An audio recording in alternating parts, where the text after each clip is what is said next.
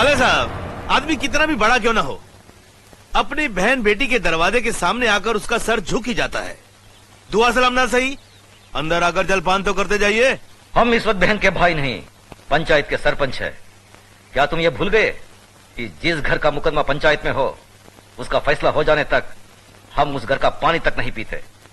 एक बार फैसला हो जाने दो, उसके बाद साथ बैठकर जी भरकर खाना खाएंगे। फैसला जरा सोच समझ कर करना गजरा साहब। जगन्नाथ सिर्फ मेरा ही नहीं, तुम्हारी बहन का भी बेटा है। कहीं कुछ गलत हुआ तो नतीजा बहुत बुरा होगा। चलो धर्मराज।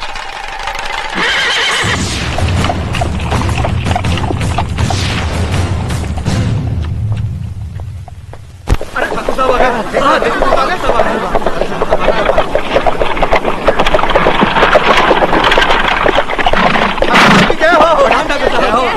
ठाकुर साहब नमस्कार। नमस्कार ठाकुर साहब। पाला भी ठाकुर साहब।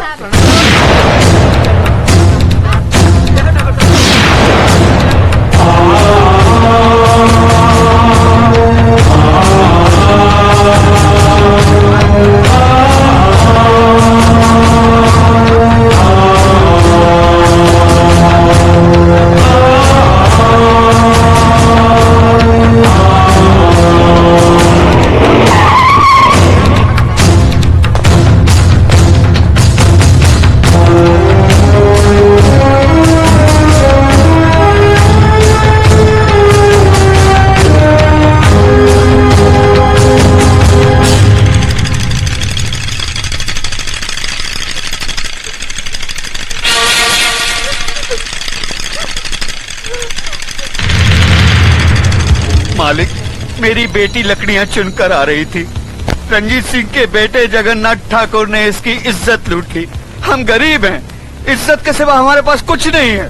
अब कौन इससे शादी करेगा? अब कौन इसका हाथ थामेगा? आप न्यायमूर्ति हैं, आप ही फैसला कीजिए मालिक।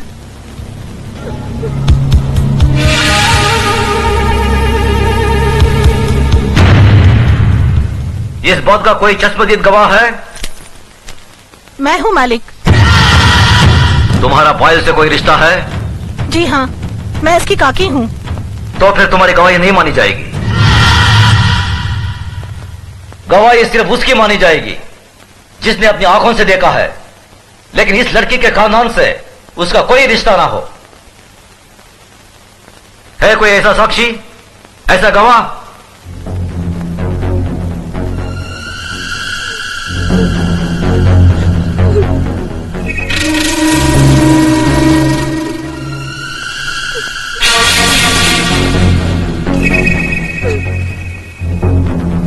मैं हूँ मालिक। मैंने देखा है। तुमने क्या देखा है बेटे? मैंने देखा कि ये इस दीदी को जबरदस्ती अपने कंधे पे उठाकर पंपशीट में ले गया और दरवाजा बंद कर दिया। ये बचाओ बचाओ चिल्ला रही थी, मगर वहाँ कोई नहीं था।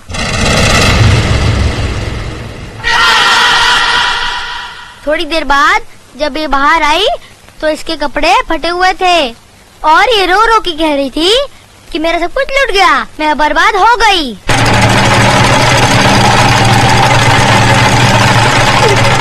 जगन्नाथ, कमीने कुत्ते, तूने इन गरीबों को क्या समझा है? ये वो गरीब मजदूर हैं जिनके खून पसीने की बरकत से हमारी धरती पर हरियाली जागती है। हमारे सर पर जमींदारी का ताज इन्हीं गरीबों की बदौलत है, जिसके बदले में उन्हें 2 वक्त की रोटी 2 गज की चादर मिलती है। और तूने उसी चादर में घुसकर इस गरीब की इज्जत लूट ली। फिर तुझ में और जानवर में क्या फर्क रहा?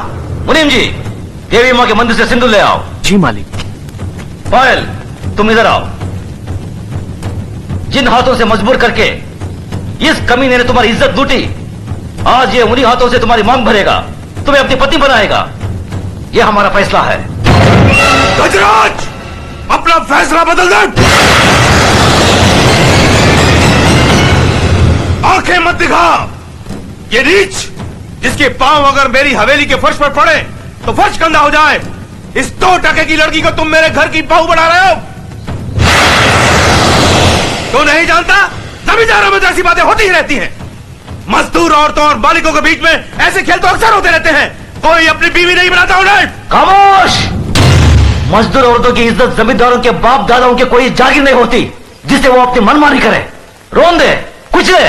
इज्जत इज्जत होती है, चाहे वो किसी ठाकुर की बेटी हो या किसी मजदूर की। पागल हो गया तू? तुझे इंसाफ करने की अकल नहीं है। तेरा अंजाम बहुत बुरा होगा गजराज।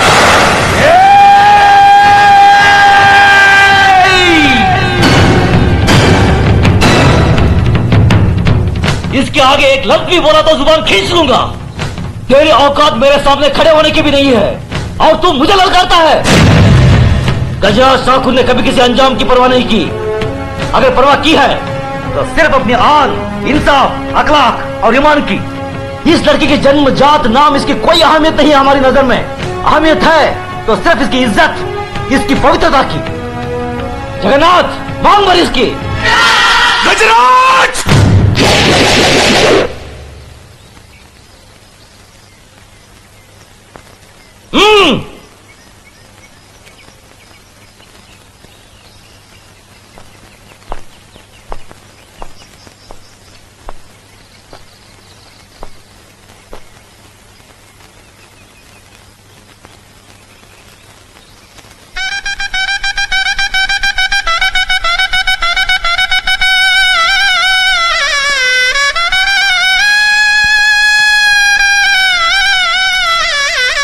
सदा सकीर हो बेटी। जगन्नाथ, अगर तुमने इसे कोई तकलीफ दी तो हमसे बुरा कोई नहीं होगा।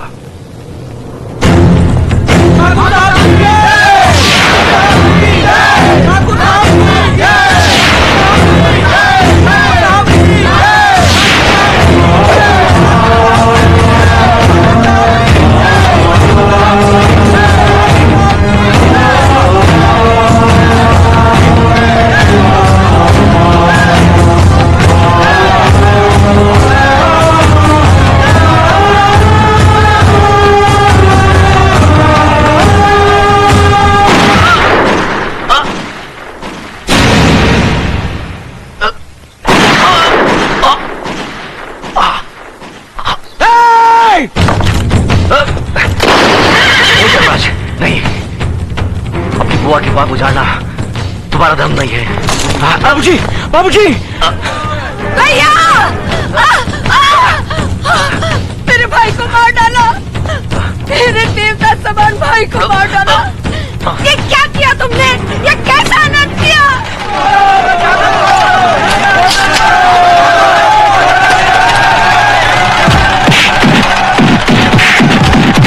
रुक जाओ! छोड़ दो उसे। जो अपराध उसने किया है उसकी सजा उसे जरूर मिलेगी। आज से 18 साल के लिए हम रणजीत सिंह ठाकुर को समाज और बिरादरी से बाहर करते हैं। आज के बाद अगर कोई भी इसके परिवार के साथ किसी भी तरीके का संबंध रखेगा तो उसको भी यही सजा मिलेगी। यह गजराज ठाकुर का फैसला है। भैया! भैया! बाबूजी, बाबूजी, बाबूजी! धर्मराज, न्याय करने वालों के लिए रिश्ते और जज्बात कोई मायने नहीं रखते। बेटे, जान चली जाए पर आन ना जाने पाए।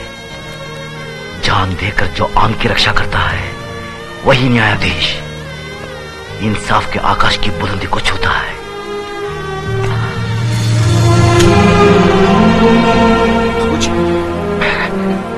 धर्मराज, आज से हम भरतपुर कस्बे के न्याय और इंसाफ की बागडोर तुम्हें सौंपते हैं। याद रखो बेटे, जिस दिन भी तुमने अनजाने में भी गलत फैसला किया तो समझ लो वही दिन तुम्हारी जिंदगी का आखिरी दिन होगा। बाबूजी, बाबूजी, भैया! बाबूजी!